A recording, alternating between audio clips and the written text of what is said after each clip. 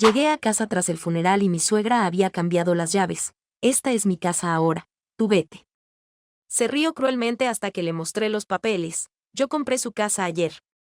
La saqué a patadas mientras los vecinos grababan. Se quedó en la calle, humillada públicamente, rogándome una oportunidad que jamás mereció tener. Esta es mi casa ahora. Mi suegra abrió la puerta con mi llave nueva en la mano. Había cambiado la cerradura mientras yo estaba en el cementerio enterrando a su hijo. ¿Qué significa esto? Mis palabras salieron quebradas. Significa que el parásito que vivía de mi hijo ya no tiene casa. Se rió con esa sonrisa cruel que conocía tan bien. Tus porquerías están en bolsas afuera. Ahí estaban mis cosas, empapándose bajo la lluvia. Ropa, fotos, recuerdos de mi matrimonio, todo tirado como basura. Los vecinos miraban desde sus ventanas. Mi teléfono vibró. Había publicado una foto mía recogiendo mis cosas con el caption "Por fin se largó la sanguijuela". Llamé a la policía. Es un asunto civil entre familiares, me dijeron. Mi cuenta bancaria, bloqueada. Mis tarjetas, canceladas. Un mensaje final llegó mientras temblaba bajo la lluvia. Las joyas de la familia o las cenizas de mi hijo van al inodoro. Tú decides. Me desplomé en la acera mojada. 3 días atrás tenía un hogar. Ahora no tenía nada. Los primeros 3 días los pasé llorando en el sofá de mi amiga. Al cuarto día, algo cambió. Me levanté, me duché, y tomé una decisión que definiría todo: no más lágrimas. Solo estrategia. Mi amiga me miró extrañada cuando le dije que me mudaba. ¿Estás segura? Puedes quedarte aquí el tiempo que necesites. No. Mi voz sonó diferente, más fría. Necesito mi propio espacio para pensar. Encontré un apartamento pequeño pero funcional. Una mesa, una silla, una cama. Nada más. Convertí la mesa del comedor en mi centro de comando y ahí coloqué la única caja que había logrado salvar: documentos viejos que mi suegra había considerado basura sin valor. La primera semana fue frustrante. Papeles y más papeles que no entendía. Estados de cuenta con números que no tenían sentido para mí. Pero algo en mi interior se había encendido, esa rabia fría que me mantenía despierta hasta las 3 de la mañana estudiando cada línea, cada cifra. ¿Qué significa hipoteca cruzada? Le pregunté a ChatGPT por 10ª vez después de 2 semanas de estudiar documentos. Y ahí empezó todo. Resulta que mi esposo había usado nuestra casa como garantía para un préstamo que él había avalado para su madre. Ella había usado su casa como garantía para otro préstamo. Era como un dominó financiero esperando a que alguien empujara la primera pieza. El siguiente descubrimiento llegó por casualidad. Mientras organizaba papeles, encontré un extracto bancario viejo con anotaciones de mi esposo. Una cuenta que no conocía. Una cuenta a nombre de mi suegra con números rojos. Mi corazón empezó a latir más rápido. Llamé al banco. Hola, soy la asistente del señor, apellido de mi esposo. Necesito confirmar el estado de la cuenta terminada en 4847. ¿Su nombre? Improvisé un nombre genérico. Soy nueva, disculpe. Mi jefe me pidió verificar si hay algún problema con los pagos atrasados de la señora, apellido de mi suegra, punto. Hubo un silencio. Luego, la cuenta está en proceso de preejecución por impago de 18 meses. ¿Necesita que le transfiera con el departamento de recuperación? Colgué temblando. No de miedo. De emoción. Esa noche no pude dormir. Mi suegra estaba quebrada y no lo sabía. O tal vez sí lo sabía y por eso se había apoderado de mi casa con tanta desesperación. Mientras tanto, sus redes sociales eran un espectáculo de arrogancia. Fotos usando mis vestidos, celebrando en mi cocina, invitando gente a su nueva casa. Cada post alimentaba mi determinación. Especialmente cuando la vi usando mi collar de perlas, el que mi abuela me había regalado. La revelación llegó 2 semanas después. Un mareo en el supermercado me llevó directo al médico. Felicidades, Está embarazada. Me quedé en silencio por 5 minutos completos. El doctor me preguntó si me encontraba bien. No pude responder inmediatamente. El último recuerdo claro de mi esposo era esa mañana cuando me besó antes de salir. Te amo, nos vemos en la cena, y me había dicho. Nunca llegó a casa. El Uber en el que viajaba al trabajo fue impactado por un camión en el cruce de la Avenida Central. Muerte instantánea, me dijeron en el hospital. Y ahora estaba embarazada de él. Sentí lágrimas corriendo por mis mejillas, pero también algo más profundo. Una determinación férrea. Perfectamente bien, le respondí finalmente al doctor. Y era cierto. Ya no se trataba solo de mí. Se trataba de mi hijo y del futuro que le robarían si yo no actuaba. Esa noche puse mi coche en venta. Era un Honda que mis padres me habían regalado cuando me gradué. 3 días después lo vendí por $8,000, 2,000 menos de su valor, porque necesitaba el dinero rápido. ¿Estás loca?, me preguntó mi amiga cuando se lo conté. Es tu único medio de transporte. Es mi única oportunidad, le respondí.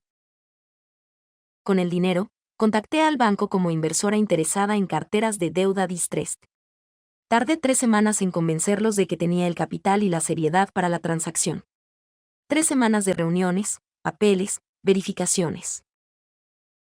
Cuando finalmente firmé el contrato que me convertía en dueña de la deuda de mi suegra, sentí algo que no había sentido en meses: control total. El empleado del banco me explicó los términos. Tiene 30 días para notificar al deudor sobre el cambio de acreedor. Después puede proceder con la ejecución si así lo desea. ¿Puedo elegir cuándo notificar? Claro, dentro del plazo legal. Perfecto. Esa noche borré todas mis redes sociales. Cambié mi número de teléfono. Me volví un fantasma. Mi suegra probablemente pensaba que me había rendido, que me había ido con la cola entre las patas. Los siguientes días los pasé investigando todo sobre ella. Horarios, rutinas, relaciones familiares. Descubrí que todos los miércoles organizaba una reunión familiar donde presumía su nueva vida y criticaba a los que no habían logrado tanto como ella. Mientras ella seguía posteando fotos de mis cosas como si fueran suyas, yo esperaba pacientemente. Los documentos de su deuda estaban en una caja fuerte junto con las escrituras de la casa y toda la evidencia de su embuste. Había aprendido algo importante durante estas semanas: la venganza no es un plato que se sirve caliente. Se sirve cuando el momento es perfecto, cuando el impacto será máximo, cuando la caída será más estrepitosa. Y ese momento estaba muy cerca. El primer golpe llegó cuando menos lo esperaba. Mi cuñada me llamó a mi nuevo número, fingiendo preocupación. Oye, ¿es cierto que estás embarazada? Porque mi mamá está diciendo que es mentira para darte pena. Se me heló la sangre. No le había dicho a nadie salvo a mi doctora y mi mejor amiga. ¿Cómo se enteró? Y más importante, ¿cómo conseguiste este número? Vio que salías de la clínica ginecológica la semana pasada. Te siguió. ¿Y el número? Bueno, eres familia, pensé que no te importaría que lo compartiera con ella para que pudieran hablar. La llamada de mi cuñada me lo confirmó: mi nuevo número, que solo había compartido con un puñado de familiares supuestamente neutrales, ya no era seguro. La traición tenía muchas caras. Me había estado siguiendo. Esta mujer me había estado acechando como una depredadora y yo ni siquiera me había dado cuenta. 1 hora después, mi teléfono empezó a vibrar con notificaciones de Facebook. Mi suegra había publicado: la viuda negra ya tiene nuevo novio y hasta se embarazó. Qué rápido se consoló de mi hijo. Los comentarios fueron brutales. Gente que ni siquiera me conocía llamándome cariñosa, cazafortunas, asesina. Mi jefe me llamó esa misma tarde. Necesitas tomarte unos días. Esto está afectando la imagen de la empresa. ¿Me estás suspendiendo? Es temporal. Hasta que se calme el escándalo. Perfecto. Sin trabajo, embarazada, y siendo linchada públicamente por una mentirosa. Pero había algo que ella no sabía. Yo tenía el as bajo la manga y el tiempo se me agotaba. Mi abogado me llamó con malas noticias. Se está moviendo rápido. Presentó una solicitud de refinanciamiento de emergencia.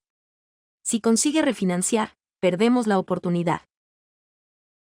¿Cuánto tiempo tenemos? 2 semanas máximo. Pero hay un problema. El banco necesita el pago final de $15,000 para completar la transferencia de la deuda. En efectivo. En 48 horas. Mi mundo se tambaleó. Colgué el teléfono sintiendo que el suelo desaparecía bajo mis pies. Había vendido mi coche por $8,000. Aún me faltaban $7,000. Había vendido todo lo que tenía. No había de dónde sacar ese dinero. Y de repente lo entendí todo con una claridad absoluta. No se trataba de recuperar mi casa. Mi casa seguía siendo mía. Se trataba de quitarle a ella la suya y expulsarla de la mía. Ese era el único lenguaje que entendería. Mi amiga, que estaba conmigo y había escuchado la llamada, me vio pálida, al borde del colapso. Sin decir una palabra, se levantó, fue a su laptop y me mostró la pantalla de su cuenta bancaria mientras hacía una transferencia a la mía. ¿Qué haces?, le pregunté con un hilo de voz. Ella me tomó de la mano. Pongo el resto. Considéralo una inversión en mi futuro ahijado. No vas a perder ahora, no después de todo esto. Las lágrimas que no había llorado en semanas brotaron de mis ojos, pero esta vez eran de gratitud. Sus palabras me dieron el aire que necesitaba para seguir luchando. Esa noche, mientras calculaba desesperadamente mis opciones, recibí un mensaje que me partió el alma. Una foto del coche de mi esposo, nuestro Honda Civic azul, siendo cargado en un camión. Recuperando lo que es de la familia.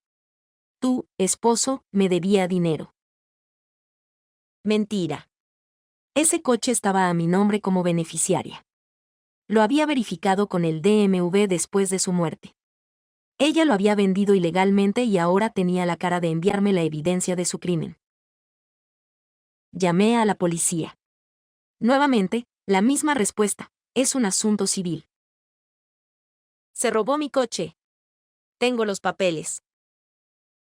Señora, si el vehículo estaba en propiedad familiar y hay un conflicto de herencia, necesita resolverlo en corte civil. Era como hablar con una pared. El sistema que se suponía me protegería me estaba fallando en cada paso. Al día siguiente, llegué a mi apartamento y casi me da un infarto. En la pared exterior, con pintura roja, alguien había escrito: asesina, vete. Me quedé parada ahí, temblando, cuando mi vecino del tercer piso se acercó. Disculpa, ¿estás bien? Vi quién hizo eso. Era un hombre mayor, retirado, que siempre me saludaba amablemente. ¿La viste? Sí, y la grabé. Una señora mayor, como de 60 años. Estuvo como media hora pintando y hablando sola. Me mostró su teléfono. Decía cosas como: esto le va a enseñar a no meterse con mi familia, y ya verá lo que es quedar en la calle. Era oro puro. Evidencia video de acoso, vandalismo y confesión de intento de desalojo ilegal. ¿Me puedes mandar ese video? Claro. Esto no está bien. Nadie merece esto. Finalmente, un aliado cuando más lo necesitaba. Pero las cosas siguieron empeorando. Su abogado, un tipo que claramente cobraba por hora y estaba exprimiendo la situación, presentó un recurso de estrés por duelo emocional alegando que cualquier acción legal contra mi suegra agravaría su condición psicológica tras la pérdida de su hijo. Era una táctica dilatoria obvia, pero funcionó. El juez concedió una suspensión temporal de 72 horas. Mi ventana de oportunidad se cerraba. Rápido. Esa noche, mis cuñados me contactaron en grupo de WhatsApp. Por favor, para allá. No queremos un escándalo familiar. La familia debe resolver esto en privado. Piensa en el bebé. ¿Vale la pena todo este estrés? Le respondí enviando el video del graffiti y la captura de pantalla de su amenaza de tirar las cenizas de mi esposo al inodoro. Silencio absoluto. Ni una respuesta. Al día siguiente, mi tía me llamó, histérica. ¿Qué es esa publicación en tu Facebook? ¿Te volviste loca? Tía, yo no tengo Facebook, lo cerré hace meses. Claro que sí, me acabas de agregar como amiga esta mañana. Me envió una captura de pantalla. Era mi perfil. Mi foto, mi nombre. Todo era idéntico. Pero no era mi cuenta. Era un clon. Una réplica perfecta creada para un solo propósito. Y en el muro de ese perfil falso, la publicación, he vuelto para confesar la verdad. No puedo más con la culpa. Yo maté a mi esposo. Planeé el accidente. Que Dios me perdone. Era peor que un hackeo. Era una suplantación. La gente no sabía qué creer. Algunos defendían que era falso, otros, confundidos, empezaban a dudar. Mi teléfono explotó. Llamadas, mensajes, mi familia frenética, conocidos que no hablaban conmigo hace años preguntando si era real. Incluso recibí una llamada de un detective preguntando si necesitaba confesar algo. Tenía horas antes de que esto arruinara mi vida completamente. Ya no podía esperar. Era ahora o nunca. Corrí al juzgado con una carpeta llena de evidencias, el video del vecino, las capturas de pantalla de sus amenazas, los documentos del coche robado, las pruebas de la suplantación de identidad. Llegué sin cita, sudando, desesperada. Necesito hablar con un juez. Es una emergencia. La secretaria me miró como si estuviera loca, pero algo en mi cara le hizo entender que no era broma. 20 minutos después, estaba frente a la jueza Morrison, una mujer seria de unos 50 años. Señora, estas son acusaciones muy graves. Tengo pruebas de todo. Le mostré el video, los mensajes, la documentación del coche. La jueza revisó todo meticulosamente. Cuando llegó a la suplantación de Facebook, su expresión cambió. Esto ya no es solo acoso. Es suplantación de identidad, un delito federal. Levantó la vista. ¿Sabe usted que su suegra tiene otras 2 demandas pendientes por estafa a otros acreedores? Se me cayó la mandíbula. ¿Qué? El patrón es el mismo. Aprovecha situaciones de duelo o crisis familiar para estafar parientes. Usted no es la primera víctima. La jueza no solo me concedió la orden de ejecución inmediata, sino que autorizó el congelamiento de la cuenta bancaria donde había depositado el dinero del coche robado. Tengo jurisdicción para actuar inmediatamente dado el riesgo de fuga de activos y el patrón criminal establecido. Salí del juzgado con una orden que me daba poder absoluto sobre su destino financiero. Pero tenía un plan más amplio. Esa noche investigué los nombres de los otros acreedores que mencionó la jueza. Los encontré en registros públicos, una sobrina que había perdido la herencia de su abuela, y un primo que había sido estafado tras la muerte de su padre. Les envié un mensaje simple: soy la viuda de su hijo. Tengo pruebas de que nos estafó a todos. El desalojo es este viernes a las 10 de la mañana en mi antigua dirección. La justicia es mejor cuando se sirve en público. Ambos respondieron inmediatamente. Tenían sus propias historias de horror, sus propias pérdidas, su propia rabia contenida. Ahí estaremos, escribió la sobrina. Con cámaras.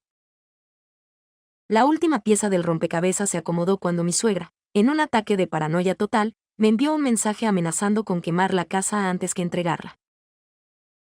Si no puedo tenerla, nadie puede. Prefiero que se queme a dársela a una asesina. Evidencia perfecta de intento de destrucción de propiedad. Se la envié inmediatamente a la jueza, quien autorizó seguridad policial para el desalojo. Todo estaba listo. El viernes a las 10 de la mañana, frente a los vecinos que habían sido testigos de mi humillación 3 meses atrás, mi suegra descubriría que la araña había terminado de tejer su red. Y esta vez, yo tendría las llaves. El viernes a las 7 de la mañana llegué a mi antigua casa. Mi casa. Con el notario, 2 oficiales de policía, un cerrajero, y mi amiga con su teléfono grabando todo. La orden judicial me daba derecho a tomar posesión inmediata. Toqué el timbre. Mi timbre. Mi suegra abrió la puerta en bata, con el pelo revuelto y la cara hinchada de dormir. Cuando me vio, su expresión pasó de confusión a furia en cuestión de segundos. ¿Qué carajo haces aquí? Esto es invasión de propiedad. Buenos días. Le entregué los papeles doblados. Vengo a tomar posesión de mi casa. Legalmente. Tiene 1 hora para desalojar. Su cara se volvió blanca mientras leía. Sus manos temblaron tanto que apenas podía sostener los documentos. Esto es falso. Esto es falso. Los rompió en pedazos y los tiró al aire. El notario intervino inmediatamente. Señora, los documentos son válidos. Esta propiedad ya no le pertenece legalmente. Tengo copias adicionales si las necesita. Fue entonces cuando se dio cuenta de que los vecinos habían salido a sus porches. Los mismos vecinos que 3 meses atrás habían presenciado mi humillación ahora tenían sus teléfonos apuntando hacia ella. Vi las sonrisas en sus caras. ¿Recuerda cuando me dejó en la calle con bolsas de basura? Le dije mirándola directamente a los ojos. Es curioso, ¿no? La diferencia es que yo le doy 1 hora completa. Usted a mí me dio 5 minutos. Su cara se descompuso. Se agarró del marco de la puerta como si fuera a desmayarse. No pueden hacerle esto a una pobre viuda, gritó hacia los vecinos. Mi hijo acaba de morir. Esta mujer está embarazada de otro hombre. Saqué una copia de mi ecografía del bolso. Aquí está la fecha de concepción. Este bebé es de su hijo. El único heredero legítimo que usted intentó despojar. Mi voz estaba completamente calmada. También es el nieto al que usted amenazó con tirar las cenizas de su padre al inodoro. Los murmullos de los vecinos se volvieron más fuertes. ¿Escuché a alguien decir en serio hizo eso? Como si fuera una obra de teatro perfectamente orquestada, sus hermanos llegaron justo en ese momento. Tal como había calculado cuando les envié la ubicación y hora exactas del espectáculo el día anterior. ¿Qué está pasando aquí?, preguntó su hermano mayor. Uno de los oficiales le mostró la orden judicial. Su hermano la leyó en voz alta, y cuando llegó a la parte de deuda adquirida por impago de hipoteca, se volteó hacia ella con una expresión que no había visto nunca. ¿Perdiste la casa? ¿Es por eso que nos pediste dinero prestado a todos diciéndonos que era para el funeral? Su voz se quebró. ¿Es por el dinero que nos robaste a nosotros y a la abuela cuando estaba en el hospital? La multitud de vecinos se había duplicado. Todos grabando, todos escuchando cómo su propia familia la confrontaba públicamente. No entienden, gritó desesperada. Mírenla. Está embarazada de otro. Se acostó con alguien mientras mi hijo ni siquiera estaba frío en la tumba. Su hermana menor, que siempre había sido más callada, dio un paso hacia adelante. Basta ya, Carmen. Vimos las fechas. Vimos los documentos del doctor. Y también vimos el video donde amenazas con profanar las cenizas de tu propio hijo. Mi suegra se volvió hacia mí con ojos de animal acorralado. Tú orquestaste todo esto. Les dijiste que vinieran. Por supuesto que sí. No intenté negarlo. Pensé que era justo que su familia supiera exactamente qué tipo de persona es. Tal como usted se aseguró de que todos mis conocidos pensaran que era una asesina. Sus propios hijos llegaron en ese momento. Su hija menor, la que me había llamado para verificar mi embarazo, se acercó a su madre. Mamá, vimos las noticias. Vimos los cargos. Esto tiene que parar. ¿Los cargos? Su voz se volvió un chillido. Suplantación de identidad, acoso, vandalismo, amenazas. Enumeré cada uno con los dedos. También robo de vehículo. Su Honda Civic, ¿recuerda? Está ahí abajo en la entrada. Por primera vez, miró hacia la calle y vio el coche. El mismo que había vendido ilegalmente. El mismo que yo había recuperado cuando el comprador descubrió que no tenía título legal. ¿Cómo?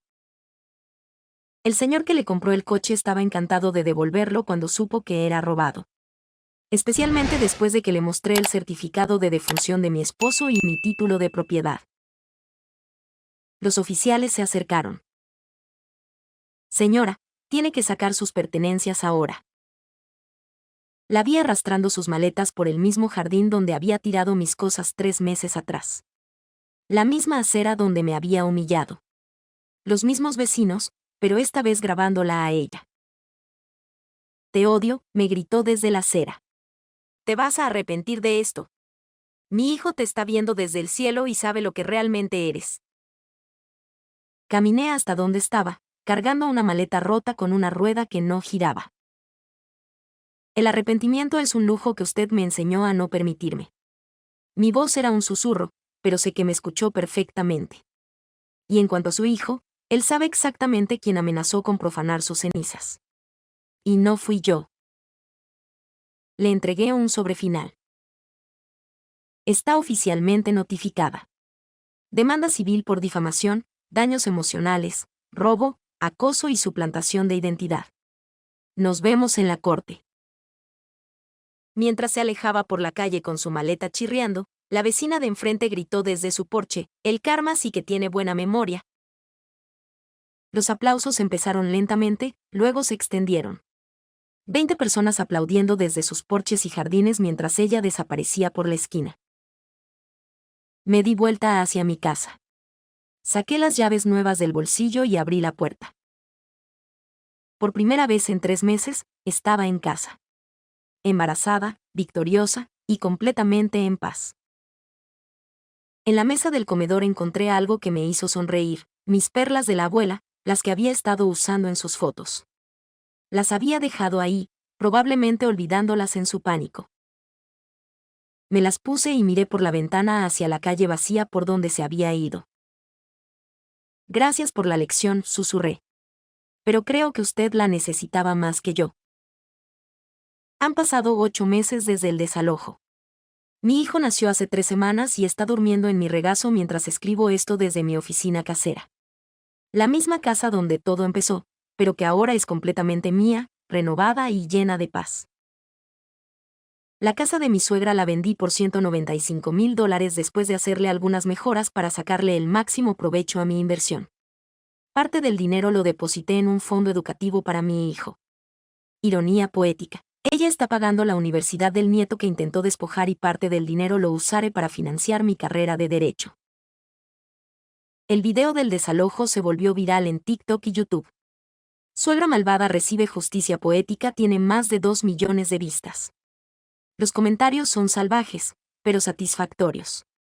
Mi historia se compartió en grupos de Reddit, en foros de justicia social, en canales de venganza. Me convertí en un símbolo para otras viudas que sufren abusos familiares. Mi suegra perdió su último trabajo hace 2 meses. Según mi cuñada, que me escribe de vez en cuando para mantenerme informada, ahora limpia baños en una estación de autobuses. Sus hijos le retiraron el apoyo económico cuando descubrieron todas las estafas que había hecho a lo largo de los años. Está sola, quebrada, y repudiada por toda la familia. La semana pasada recibí una carta de ella desde el refugio donde está viviendo. Te perdono por todo lo que me hiciste. Si me dejas conocer a mi nieto, podemos empezar de nuevo como familia. La quemé sin leer más de las primeras líneas.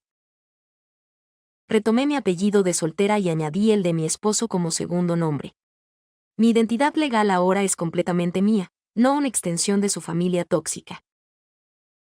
En mi oficina tengo enmarcadas ambas escrituras, la de mi casa recuperada y la de la venta de su casa. Mi trofeo personal. Mi recordatorio de que la paciencia y la estrategia siempre vencen a la crueldad y la arrogancia. Adopté un Golden Retriever que se llama Justice. Entre mis plantas, mi perro, mi hijo, y mis estudios, mi casa finalmente es un hogar de verdad. Cuando miro a mi hijo durmiendo, no pienso en venganza cumplida. Pienso en el futuro que recuperé para él. Su abuela paterna intentó robarnos nuestro patrimonio, nuestra dignidad y nuestro futuro. Pero aquí estamos, él en una casa que legalmente le pertenece, con un fondo educativo financiado por la venta de la casa de quien intentó despojarlo, y con una madre que aprendió que la justicia no es un accidente, es una decisión. No me vengué de ella. Reclamé el futuro que intentó robarle a mi hijo.